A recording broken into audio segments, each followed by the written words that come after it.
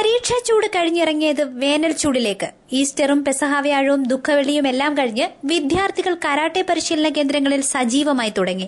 അവധിക്കാലത്തെ ഗുണകരമായും ഫലപ്രദമായും ഉപയോഗപ്പെടുത്തുവാനാണ് പുതിയ തലമുറയിലെ കുട്ടികൾക്ക് താൽപര്യം. അതുകൊണ്ട് തന്നെ കരാട്ടെ പരിശീലന കേന്ദ്രങ്ങൾ കുട്ടികളെ കൊണ്ട് നിറയുകയാണ്.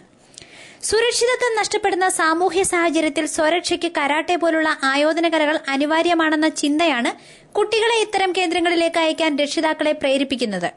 കരാട്ടെ പഠിക്കണമെന്ന മനോഭാവം ആൺപെൺ വ്യത്യാസമില്ലാതെ വിദ്യാർത്ഥികളിൽ വ്യാപകമാവുകയാണ്. മനുഷ്യ മനസാക്ഷിയെ ഞെട്ടിച്ച ഡൽഹി സംഭവമടക്കം പലതും പെൺകുട്ടികളെ കൂട്ടത്തോടെ കരാട്ടെ പരിശീലന കേന്ദ്രങ്ങളിൽ എത്തിക്കാൻ പ്രേരിപ്പിക്കുകയാണ്. സമൂഹത്തിൽ വ്യാപകമാകുന്ന കുറ്റകൃത്യങ്ങളും ആക്രമണങ്ങളും മാഫിയവൽക്കരണവുമെല്ലാം ആയോധന കലകൾ പരിശീലിക്കണമെന്ന സാമൂഹ്യ യാഥാർത്ഥ്യത്തിലേക്കാണ് വിരൽ ചൂണ്ടുന്നത്. അക്രമങ്ങളെ ചെറുക്കാനോ പ്രതിരോധിക്കാനോ മാത്രമല്ല കരാട്ടെ പോലുള്ള ആയോധന വിദ്യകൾ പരിശീലിക്കുന്നത്. കരാട്ടെ ശാസ്ത്രീയമായി അഭ്യസിക്കുന്നവർക്ക് ഏകാഗ്രതയും ആത്മധൈര്യവും ആത്മവിശ്വാസവും എല്ലാം വർദ്ധിക്കും.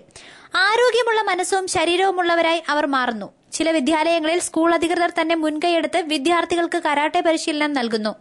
പുത്തൻ ജീവിതശൈലിയും ഭക്ഷണക്രമവുമെല്ലാം പുതുതലമുറയിൽ പൊണ്ണത്തടിയും ആലസ്യവും സൃഷ്ടിക്കുകയാണ്.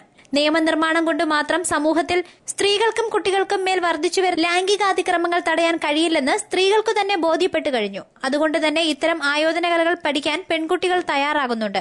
രക്ഷിതാക്കളിൽ ഏറിയ പങ്കും അതിനാവശ്യമായ പ്രോത്സാഹനവും നൽകുന്നുമുണ്ട്. ആയോധന കലയിലൂടെ ആത്മസംയമനത്തിന്റെയും പ്രതിഷേധത്തിന്റെ കരുത്തും ആർജിച്ച് മലയാളി മംഗ പുതിയ കടമ്പകൾ താണ്ടുകയാണ്.